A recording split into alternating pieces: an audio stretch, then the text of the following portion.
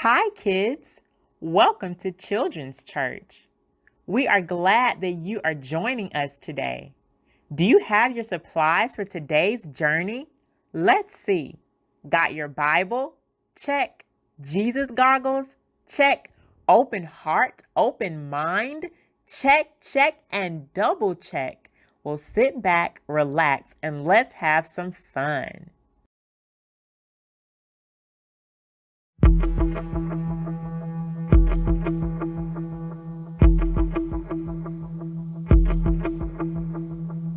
Who am I that the highest king would welcome me? I was lost, but he brought me in. Oh, his love for me. Oh, his love for me. Who the sun sets free, oh, is free indeed. I'm a child of God, yes I am. Free at last, he has ransomed me. His grace runs deep. While I was a slave to sin, Jesus died for me. Yes, he died for me. Who the sun sets free, oh, is free indeed. I'm a child of God, yes I am. In my Father's house, there's a place for me. I'm a child of God, yes I am chosen, not forsaken.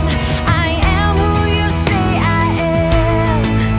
You are for me, not against me. I am who you say I am. I am chosen, not forsaken. I am who you say I am. You are for me, not against me. I am who you say I am. I am who you say I am. Who the sun sets free, oh, is free indeed. I'm a child of God, yes I am. In my Father's house, there's a place for me. I'm a child of God, yes I am. Who the sun sets free, oh, is free indeed. I'm a child of God, yes I am. In my Father's house, there's a place for me. I'm a child of God, yes I am. I'm a child of God, yes I am.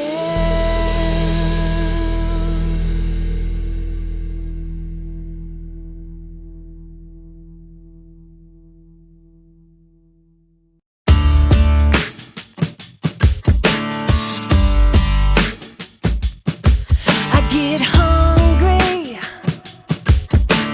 hungry. I get hungry for more of you, God. I get thirsty, thirsty. I get thirsty for more of you, God. When I hear your word, my faith will grow. I wanna know you more from my head to my toes. When I hear your word, my faith will grow. I wanna know you more from my head to my toes. I get hungry,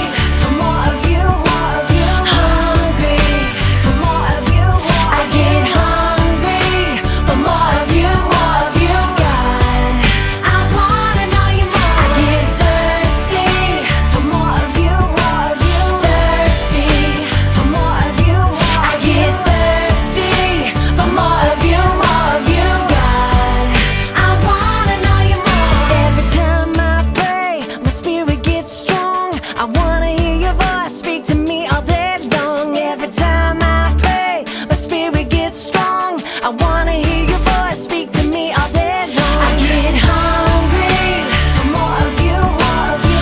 Hungry for more of you. I get hungry for more of you, God. I wanna know you. I get thirsty for more of you, thirsty for more of you. I get thirsty for more of you, God. I wanna know you more. I get hungry for more of you. I get thirsty for more of you. I get hungry for more of you, God.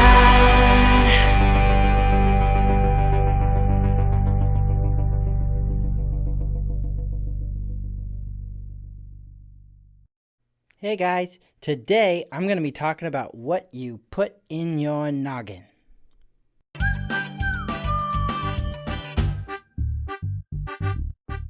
Hey guys, it's me, Douglas, and I really like playing video games. Yeah, I've got a few games that I really like to play, a few favorites. And my mom and my dad, they've got some rules about the video games that I play, you know, which ones I can play and how long I can play them. The games that I'm allowed to play are rated E for everyone. I'm not allowed to play the games that are rated T for teen because I'm not a teenager, and I'm not allowed to play the ones that are rated M for mature because, well, I think I'm kind of mature for my age, but mature is supposed to be like just for adults, and I'm not allowed to play those games. Well, my friend Brandon the other day, he invited me over to his house, and he said he had this new game that he wanted to play, and it turns out it was actually like a really old game, like really old. It used to belong to his dad when he was a kid. And it was a console game, kind of like an Xbox, but it was this old, dusty, black thing, and I don't remember the name of it, but he was looking through the cartridges to find the game that he liked the most. And this game, this console, like you needed these big old cartridges. You didn't have like a CD or a DVD or even like a download or anything like that. You had these big cartridges, kind of like a Game Boy game, but way bigger. So he brought out this one, and he's like, "This one's my favorite." And so I looked at it, and I picked it up, and I was looking at it, and I couldn't find a rating on it anywhere. It just had the name of the game, and it didn't say T or M or E, and I was looking for E because that's the one I can play. But I thought, well, you know, maybe if it isn't T or M, then that should be okay, right? No, it was bad. This was not a game that I should have been playing. Because see, okay, so it was like a fighting game, but it was really messy, okay, really violent and bloody. And so the game worked was like you had the one guy was over here, and he was controlled by player one, and he kind of has his fist up, and he's like, and then player two, he controls the guy who's over here, and he's also got his fists up, and he's like, and when you push the buttons, then that makes them like punch, or like kick, and you fight each other, like you do karate at each other. And well, it would have been okay if it was just, you know, like fighting or whatever, but it was really bloody and really messy, and these two guys, man, they just beat the spaghetti out of each other, man, and it was so messy and so bad. I knew it was bad. It was way too violent for me to be playing, but I loved it. I loved it so much. All I could think about was I gotta play this game. I wanted to play this game. I kept wanting to go to Brandon's house so I could play, and every time we did go over there, we played. And just thinking about this game and thinking about this game all the time. All the time I was thinking about this game. And I started getting better at it, but the more I got better at it, the worse it was, because, well, the messier it gets. And you could push different sets of buttons, and you do different kinds of special attacks, and, you know, like throw mega punches or super kicks or like hurling fireballs at each other even. And I found out later, after playing for a long time, that if you beat up the other guy really good and he never hits you, then there's this announcer who's like, "Finish him," really loud, like you can hear it in the game. And then you push a button, and there's a few different buttons you can push, and one of them you like punch the guy so hard that he like literally explodes. And well, there's other ones, but I won't go into the literal gory details of those because, well, yeah, they're just messed up, man. It's bad stuff, and I knew it was bad, but I kept wanting to play, and I kept playing, and, well, it got really bad. One day, my mom and I were at the grocery store, and we were walking down the produce aisle. Produce is where, like, the fruits and the vegetables and the stuff are. And up on the shelf, there was this, like, pyramid of watermelon. And It started to fall down the pyramid right at me, and before I could even realize what was happening, it startled me, and I heard with my own voice, I yelled, "Finish him!" And I punched my hand right inside that watermelon. I punched a big old hole in it, and my hand was stuck inside the watermelon. And my mom, she was pushing the cart, and she looked down at me. She was like, "What did you just say?" And, well, I had to tell her the truth. I had to tell her that, I've been playing this game with Brandon, and it was all I could think about, and I punched the watermelon because that's what you do in the game. I got in quite a bit of trouble. And, here's the thing, is what you put in your brains is going to come out eventually. The Bible says that specifically, that what's inside of you is going to come out. And so we need to be filling our minds with good things, not bad things. We need to be filling our mind with Jesus. Yeah, we need to be thinking about Jesus and thinking about what he would do and how he would live and how he did live. And we need to be reading the Bible and praying. And there are some good Christian videos that you can watch or good Christian songs that you can listen to. There's even some Christian games that you can play. And if we fill our minds with those things, then good things are going to come out, right? And it's not just about not filling your brain with bad things. That's important. That's important to not put bad things in your head. But even stuff that's kind of, like, meh, oh well, it's not bad, but it's also not great. That stuff is okay. You can play video games. I've got some video games that aren't necessarily Christian video games, but they're not bad. But if all I did was play those games, you're not going to be able to have good stuff come out. You're just going to have game stuff come out. And that's why it's so important to fill our minds with Jesus, because if we want to be followers of Jesus, if we want to be like him, if we want to shine our lights, if we want to change the world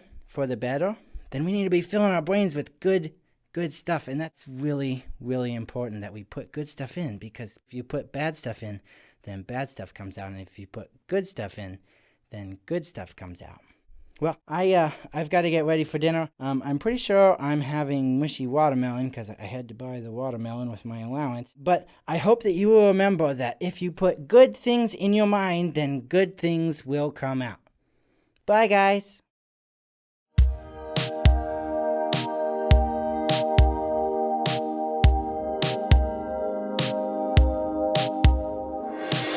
God speaks all the time. We can hear him if we try. Are you listening? Oh, are you listening? God leads every day. He doesn't stop or change. Will you follow? Oh, will you follow? There's a start and finish line. I'm gonna run my race to win. I'm marching and moving step by step. I'm running, my race is not finished yet. When God speaks, I wanna listen, walk in obedience. Ready, set, go. Ready, set, go. Ready, set, go. Ready, set, go.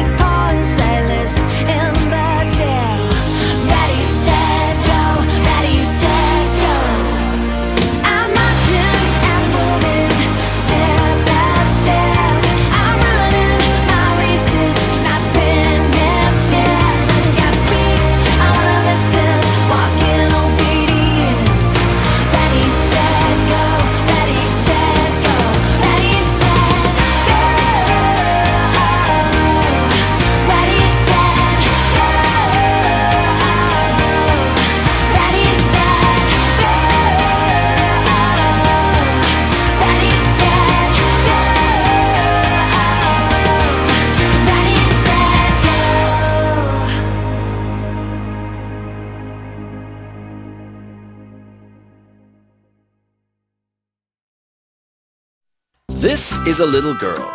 I'm Julie. And this is her garden. This is another little girl. I'm Annabelle. And this is her garden. One morning, Time to wake up! new people moved into the neighborhood. City boy. I wonder if he likes gardens. Nah, I don't like gardens. City boy. The next day, Rise and shine! Buenos dias! when Julie and Annabelle went outside to tend their garden, they bumped into the new boy. Hey! I wonder what he was doing here. Maybe he's shy. And the girls looked at each other and said, City boys.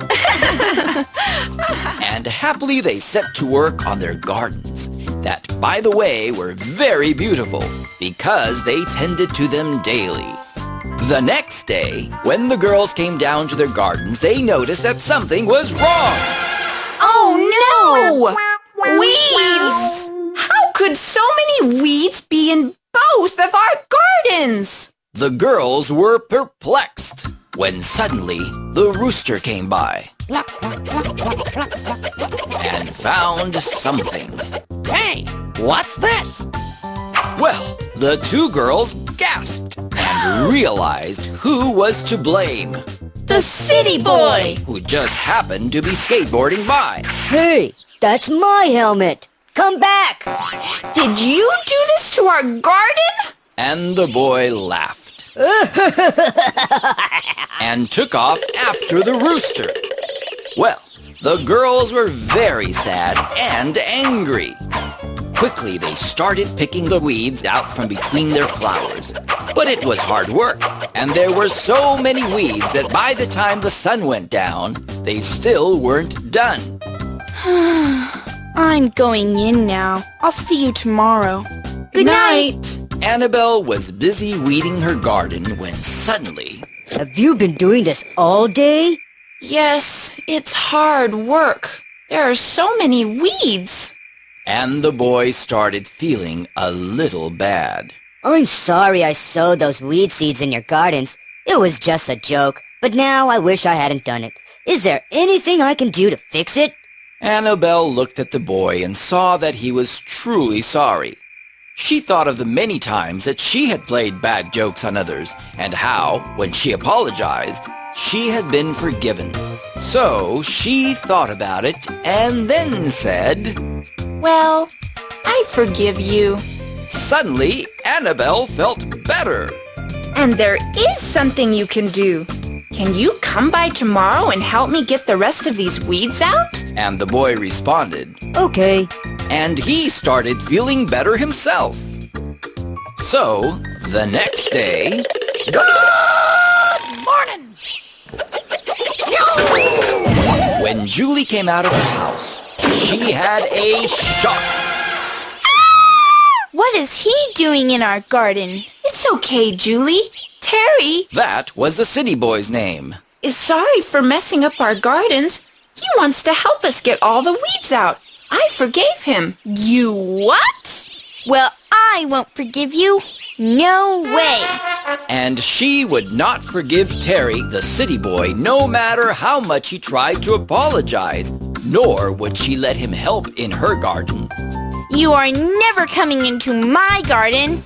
So, Julie kept her grudge and her weeds. Annabelle and Terry worked in Annabelle's garden, and before long, every single weed was pulled up. Annabelle was happy, the city boy was happy, and the rooster? I'm sorry. I forgive you. Even the rooster was happy, but not Julie. It took her a lot longer to clean up her garden all by herself. And when she had finished, the garden looked nice. But still, she felt upset and unhappy. Finally, she knew what she needed to do if she was ever going to feel better. I'm sorry for holding a grudge. And I'm sorry for sowing the weed seeds. I forgive you. And soon they were all happily working in the garden. Annabelle, Julie, Terry the city boy and the rooster.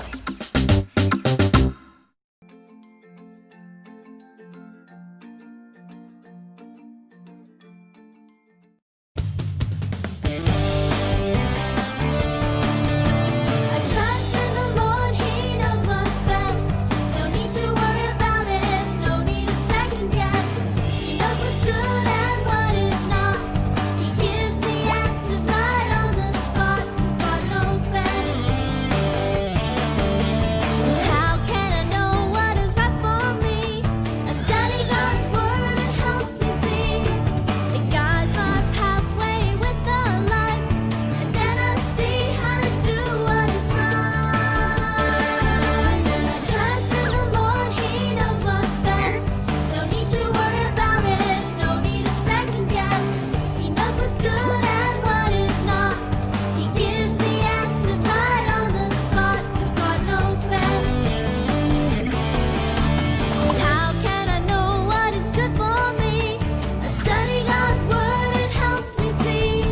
The choices I make throughout my day can be guided by God if I pray. I trust in the Lord, He knows what's best. No need to worry about it, no need to second guess.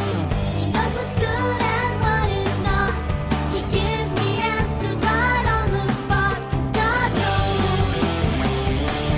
He knows best. Well, we've come to the end once again. What an amazing journey. I hope you had as much fun as I did. Thanks for tuning in. See you next time.